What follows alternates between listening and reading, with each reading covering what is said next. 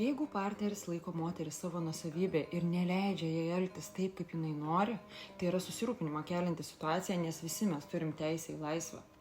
Tai ką tokiu atveju reikėtų daryti moteriai? Pirmiausia, suvokti, kad tai yra ne jos asmeninė problema, o to vyro nepasitikėjimas savimi.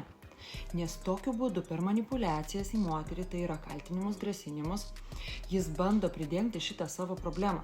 Nes jis nesijaučia pakankamai geras, kad jinai liktų su juo, jeigu taip iš principo kalbant.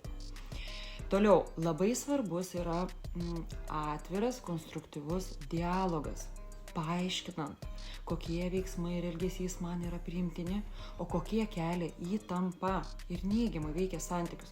Ir moteriai svarbu pabandyti suprasti vyrą, o kodėl jis nori, kad jinai taptų jo nuosavybė. Pabandykite suprasti vienas kitą. Aišku, gali būti ir taip, kad vyras sakys, baik tu, ką tu čia nusišneki.